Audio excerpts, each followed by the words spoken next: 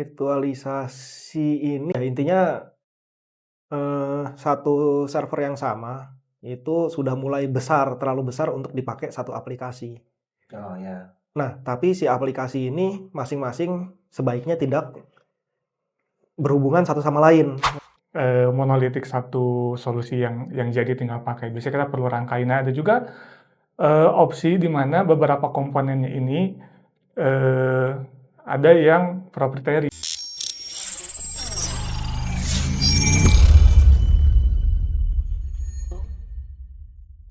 Halo, selamat datang kembali di episode ke-12 dari SV Talks with Expert to the Next Level. Baik, hari ini saya Azizi sebagai host, teman-teman. Kita akan membahas tentang teknologi virtualisasi open source sebagai solusi efisiensi biaya infrastruktur TI. TI, teknologi informasi ya. Nah, hari ini bersama saya ada dua expert nih, yang satu dari bidang IT infrastrukturnya, yang satu dari bidang expertnya lebih ke aplikasinya, developmentnya. Beliau PM, ini ada Mas Miskat ya, dia. Halo. Halo.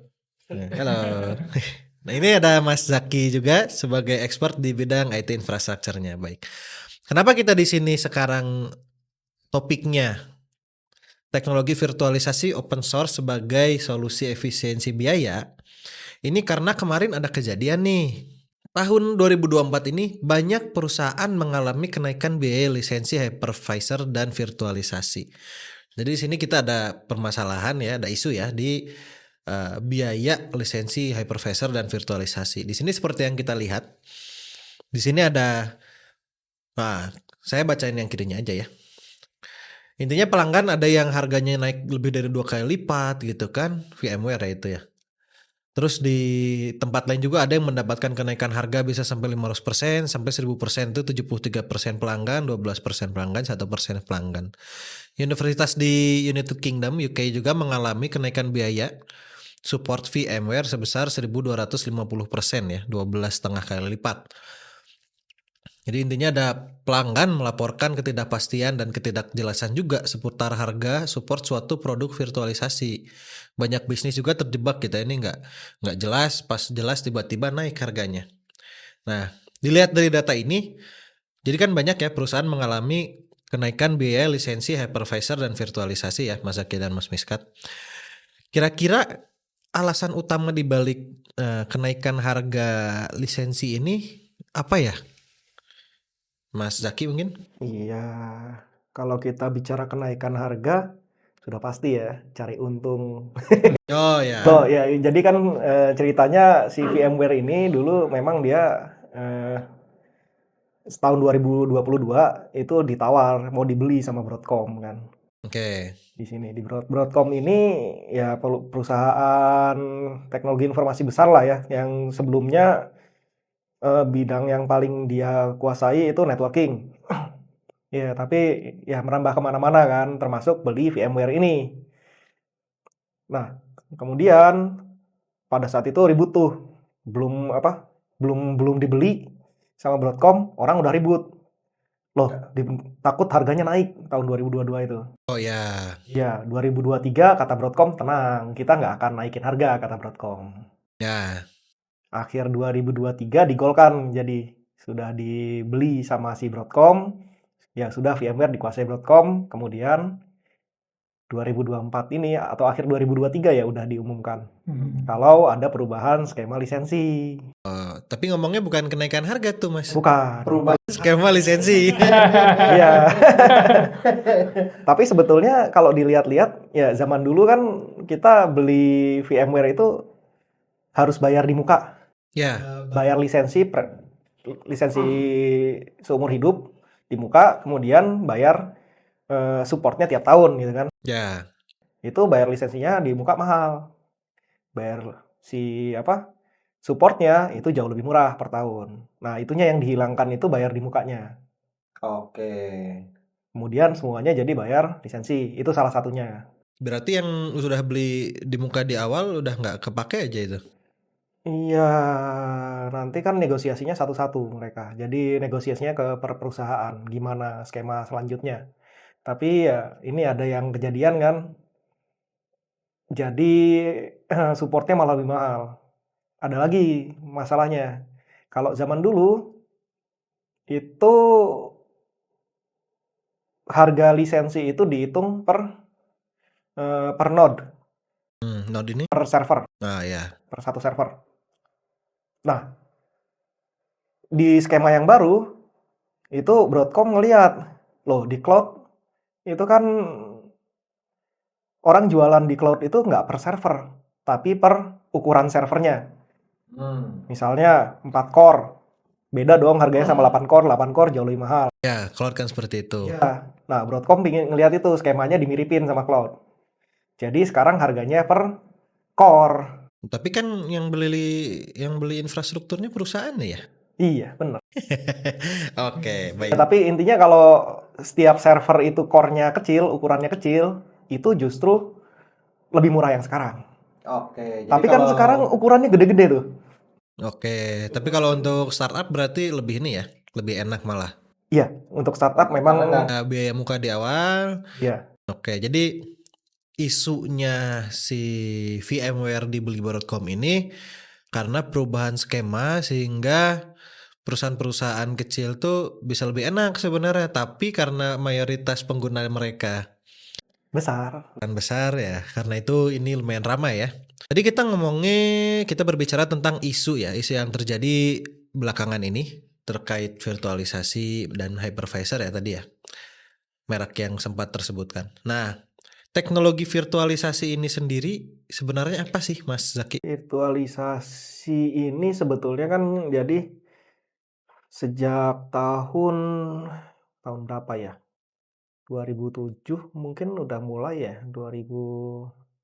Ya intinya satu server yang sama itu sudah mulai besar, terlalu besar untuk dipakai satu aplikasi. Oh ya.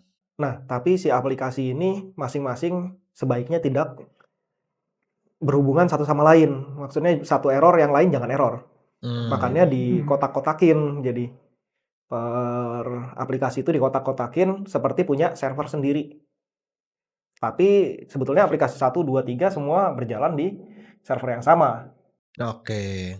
Nah, begitu. Nah, si teknologi virtualisasi ini, hypervisor ini ya yang mengatur supaya setiap aplikasi tadi dikasih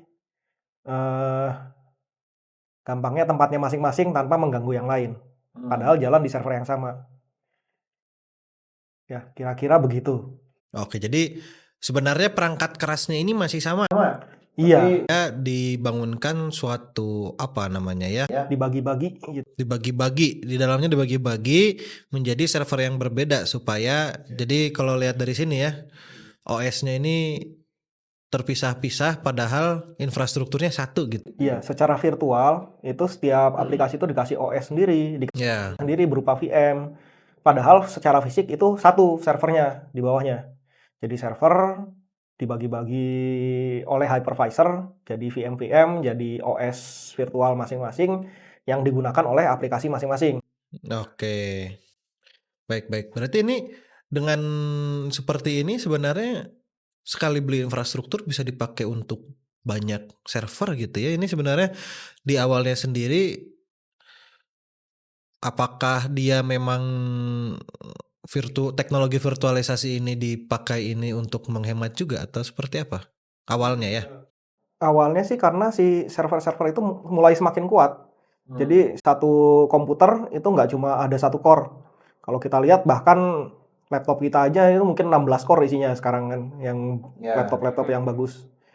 Apalagi desktop, apalagi server. Itu sudah mulai dari tahun 2010-an itu, 2007-2010 gitu udah mulai satu server itu mulai punya beberapa core, RAM-nya mulai terlalu besar untuk dipakai satu aplikasi web base gitu kan. Jadinya dibagi-baginya sesuai pakai si virtualisasi ini supaya ya hemat satu server dipakai RAM. Oke, baik. Nah, ini nih ada Mas Miskat nih yang membuat membuat aplikasinya ya. Berarti misal Mas Miskat mendevelop gitu ya, membangun suatu aplikasi, itu cuma di 1-2 kotak kecil ini aja gitu, Mas? Nah, itu tadi Mas Azizi. Jadi idealnya setiap aplikasi itu isolated istilahnya ya. Ya. Walaupun secara fisik dia berjalan di satu server fisik yang sama, tapi sebaiknya secara OS dia berdiri sendiri. Jadi tidak isolated, misalnya ada error juga bisa lebih dibatasi begitu ya, enggak misalnya ada breach atau apapun yang berhasil tembus ke satu aplikasi tidak menyebar ke aplikasi lainnya. Nah, idealnya tadi setiap aplikasi itu memiliki server sendiri, logical server dalam hal ini. Biasanya kita ada dua pilihan kalau ada bisa pilih VM atau kontainer biasanya. Oke. Sudah digambarkan ya, ada dua jenis virtualisasi yang sering digunakan oleh aplikasi. Jadi kalau di atas itu ada Libs App, itu artinya aplikasinya berjalan di paling atas itu ya. Nah, entah dia bisa berada di atas VM atau yang sebelah kanan saya itu kontainer.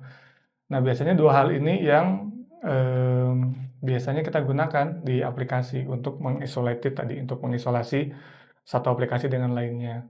Nah, VM sama kontainer ini secara logical atau secara high level sama, secara konsep sama. Bedanya secara di dalamnya sebetulnya cara kerjanya agak berbeda. Kalau kita lihat kontainer ini dia sharing ya antara app 1 dan app 2. Jadi ketika kita menggunakan kontainer sebenarnya secara penggunaan resource dia lebih efisien karena dia sharing kernelnya sebetulnya sharing antara kontainer satu dengan lainnya dengan hostnya juga. Sedangkan VM ini dia lebih independen begitu. Jadi segala sesuatunya dia buatkan secara virtual dan isolated satu sama lain, lebih isolated. Tapi biasanya kalau aplikasinya kecil-kecil tadi seperti disebutkan Mas Zaki, kita cukup pakai kontainer aja biasanya. Jadi deploy beberapa kontainer, dia tetap isolated tapi dari sisi resource lebih ringan. Seperti itu. Oke. Kalau VM tuh istilahnya kayak kita punya komputer sendiri gitu ya? Ya, betul.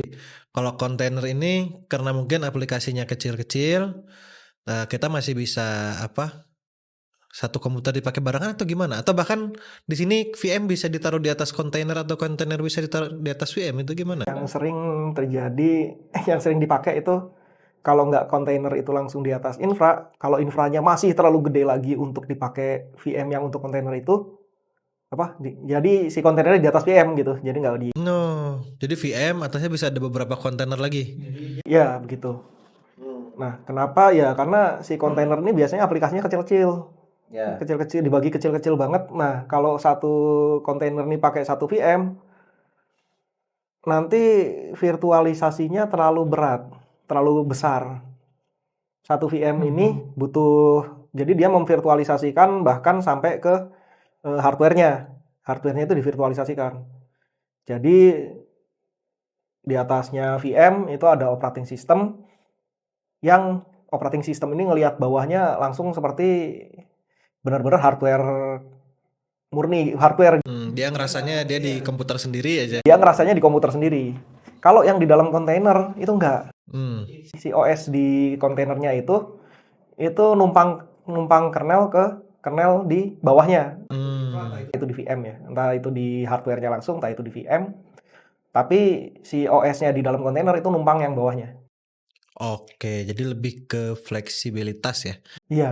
Baik. Jadi ini kan terkait teknologi virtualisasi ya, dan tadi sudah jelaskan juga.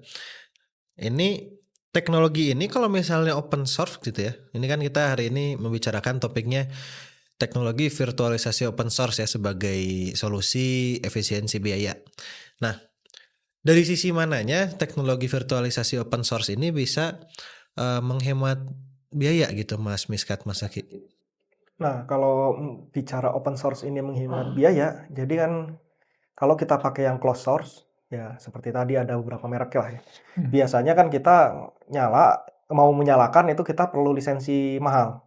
Ya. Ya, nggak tahu mahal atau enggak, tapi pokoknya perlu bayar lisensi. Kita beli softwarenya. Ada yang softwarenya kita beli di depan, bayar mahal di depan. Ada yang softwarenya subscription, dan lain sebagainya ya. Skema lisensinya. Nah, kalau open source nanti tergantung juga. Ya. Ada yang open source tapi berbayar. Itu kita tetap harus beli juga softwarenya. Ada yang open source dan free, kita bisa pakai. Nah, Tapi kalau open source yang free ini biasanya pilihannya dua, dia nggak ada support sama sekali. Jadi pakai dengan resiko masing-masing, resiko sendiri. Atau ada yang open source yang kita bisa minta support.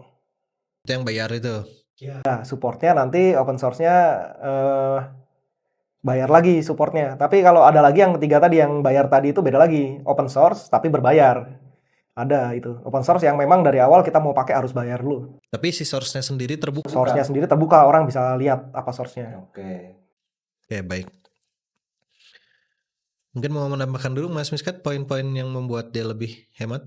Ya, jadi utamanya memang tadi ya, secara umum ketika kita menggunakan open source, secara umum tinggal bayar supportnya kalau perlu. Ya, Ini gratis secara umum. Tapi tadi disebutkan Mas Zaki ada beberapa yang memang perlu bayar juga, license lah, kita sebutnya license untuk si softwarenya itu.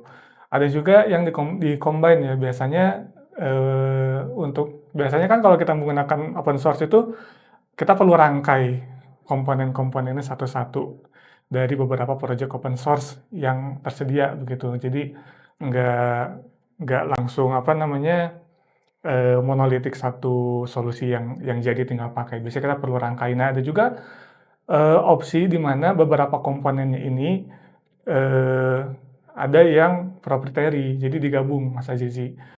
Ada yang untuk bagian disknya, misalnya dia menggunakan bagian yang proprietary, tapi yang lainnya misalnya dia open source. Nah, jadi tetap perlu bayar, tapi hanya untuk license untuk bagian tertentu atau komponen tertentu saja. Jadi ada juga yang modelnya combine seperti itu. Biasanya disebut juga flavor misalnya untuk flavor. ya tertentu, misalnya Sesuai selera. atau distro atau distro tertentu biasanya ada yang bagian ininya kami enhance lagi. Tapi ya terserah, kalau mau pakai yang full open source bisa, pakai yang versi berbayar di bagian itunya bisa, seperti itu. Oke, baik. Jadi open source ini salah satu seninya gitu ya. Kita di sini bisa menggabungkan, mengintegrasikan tergantung dari selera ya, tadi flavor ya. Tergantung dari selera kita. Gimana Mas Zaki? Itu juga ada kelebihannya open source ya begitu. Jadi kita nggak terkunci bergantung kepada si penyedianya, kepada prinsipalnya begitu kan. Nah, kalau kita bicara teknologi yang terkunci sama vendornya gitu kan, biasanya dia nggak terlalu ngebuka tuh API-nya dan lain sebagainya. Oh ya. Jadi harus pakai stack-nya dia saja. Kebanyakan begitu. Ada yang menyediakan API atau dia pakai standar API yang udah ada. Ada, tapi kalau open source biasanya kalaupun dia nggak standar, source-nya tersedia. Jadi kita bisa ngebongkar sendiri source-nya, kita bisa bebas keluar dari environment-nya si open source tersebut gitu kan. Oke. Kayak kemanapun. Tidak terkunci intinya gitu. Itu ya, jadi fleksibilitas dan kontrol. Kita karena memiliki akses penuh ke source code-nya, kita bisa benar-benar menyesuaikan ya si hypervisor atau teknologi virtualisasinya atau di storage-nya gitu kan ya, atau tadi di CPU-nya, RAM-nya dan lain-lainnya gitu ya. Di hypervisor-nya sendiri ya itu tadi kita bisa bebas. Misalnya hypervisor-nya kita punya pakai open source Ovirt gitu misalnya. Di bawahnya UI-nya pakai Ovirt, terus di bawahnya hypervisor-nya kita mau pakai Xen. Oh, itu bisa. Oke. Itu contoh ininya ya, contoh yang bisa digunakan ya. Baik. Nah, dalam mengimplementasikan teknologi virtualisasi open source ini, tahap-tahapnya seperti apa sih gitu kan. Jadi kan namanya infrastruktur itu kan dasar dari sebuah IT perusahaan gitu ya. Gampangnya kita itu pondasinya, bangunannya, jalan-jalannya gitu kan. Nah, pada saat kita mau pindah ke open source, berapa lama sih kira-kira? Dan di dalam situ kan tentunya pada saat kita memindahkan solusi utama kita, akan ada tantangannya juga gitu ya. Jadi berapa lama tantangannya apa yang harus kita lakukan gitu Mas Miskat, Mas Zaki? Nah, ini dari sisi aplikasi biasanya sangat ribet. Ya, Dari sisi infrastrukturnya sendiri, jadi tergantung dulu. Pertama mereka udah perusahaan yang mau pindah ini dari yang closed source gitu, apapun ke open source, ya pertama dia butuh infrastruktur hardware-nya dulu untuk menampung yang open source ini. Jadi hardware-nya nggak bisa semerta-merta kan kita yang lama langsung diinstal yang baru nggak bisa kan. Yang lama kan harus jalan. Ya kan ada aplikasinya. Iya, Iya. orang pakai gitu ya. Aplikasi yang lama tetap harus jalan. Kita harus bikin yang baru dulu. Oke. Di situ ketika masa-masa transisi berarti kita menyediakan 2 infra dong. Mahal dong 2 dulu. Oke, jadi di awal biaya investasinya ada tambahan ya. Ya, ketika migrasi ya kita install dulu yang si open source-nya. Kemudian ketika platform hypervisor yang open source ini sudah siap, kita pindahkan tuh aplikasinya satu-satu. Ya. Baru yang lama bisa di close. Oke. Oh, ini ya. Jadi pilot project dulu ya. Iya. Pilot project satu-satu dulu, satu dulu aplikasi, oh udah jalan. Habis itu kemudian pindahin lagi aplikasi satu lagi dan seterusnya sampai semua aplikasi pindah, baru yang lama bisa di close. Nah, tapi itu juga kita juga bisa open source-nya ini kecil dulu. Ya. Jadi untuk pilot itu ya cukuplah buat jalanin 1-2 aplikasi dulu. Aplikasi yang nggak terlalu penting buat ininya ya, nggak langsung sampai ke customer mungkin ya aplikasi. Ya, udah jalan, terus kita mau mindahin aplikasi yang lain. Nah, itu baru si yang open source ini si hardware-nya tambah server baru di situ, tambah disk baru dan lain sebagainya. Jadi nggak langsung berat di awal gitu kan. Ya. Satu udah jalan, tambah hardware baru, beli lagi yang baru, scale, terus kemudian aplikasi yang lain dipindahkan. Kemudian ya sambil yang lama dikurangi pelan-pelan gitu. Ya. Bisa seperti itu dengan scaling seperti itu. Tapi biasanya ya karena dia nggak langsung install semuanya ya, itu waktunya bakal lebih lama. Oke, tapi itu memastikan juga supaya udah nggak ada ini kan, nggak ada error, nggak ada bug-bug gitu kan, Mas? Iya, itu bisa lebih aman daripada kalau kita langsung Big Bang dari awal kan. Ya. Big Bang dari awal terus gagal, susah itu. Wah, hubungan nanti kita. Iya, tapi kalau pelan-pelan, dikit-dikit, mulainya dari kecil itu lebih masuk akal biasanya. Oke, ini juga kita lihat 6-8 tahun gitu ya Mas Zaki ya bisa sampai ya kalau misalnya mau nyoba. Ini termasuk cepat atau lambat ini yang Sebetulnya 6-8 tahun itu tergantung skala perusahaannya, berapa banyak aplikasinya. Oke. Dan berapa banyak yang ngerjainnya.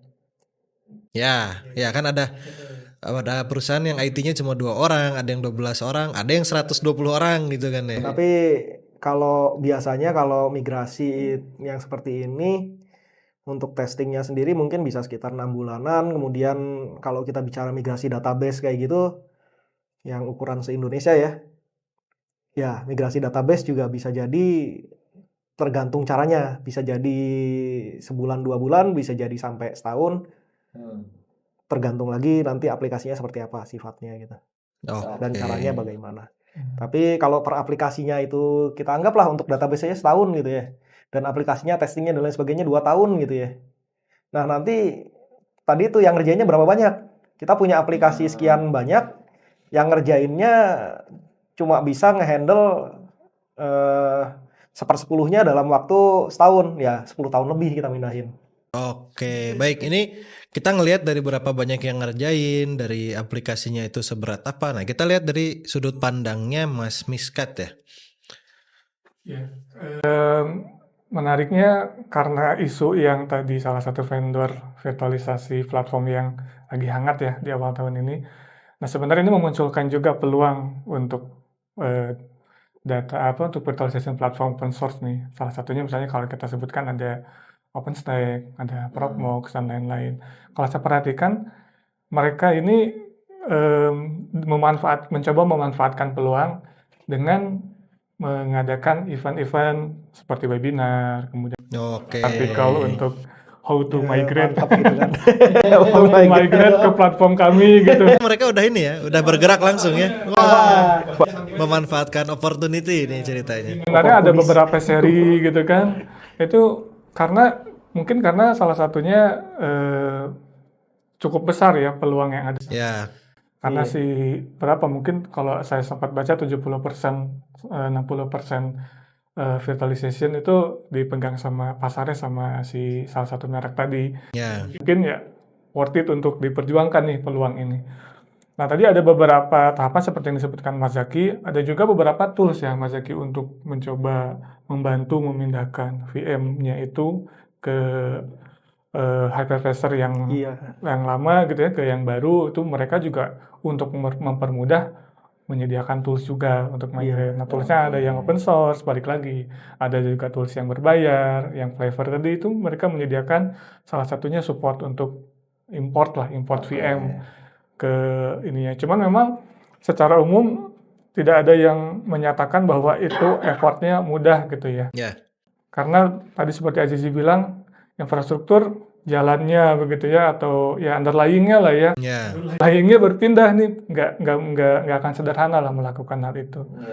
Jadi memang ada beberapa challenge seperti di sini disebutkan. Pertama tadi pilot dulu gitu ya, nggak langsung yang kritikal, kemudian mungkin ada trial error ketika pilot nanti ketemu masalah-masalah, oh ternyata ada isu compatibility dan lain-lain, itu bisa di-solve dari situ. Kemudian tadi scale up dan akhirnya di akhir ketika sudah pede, sudah oke, sudah tahu permasalahannya, mulai migrasi yang kritikal.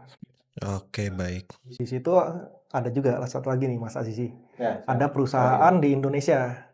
Itu dia ada caranya itu, dia jadi kebetulan dia memang sedang membangun disaster recovery center DRC. Oh ya, oke, baik. Nah, jadi caranya dia itu dia bikin clone-nya dulu sebagai disaster recovery center DRC. Oke. DRC-nya ini pakai yang open source. Nah, jadi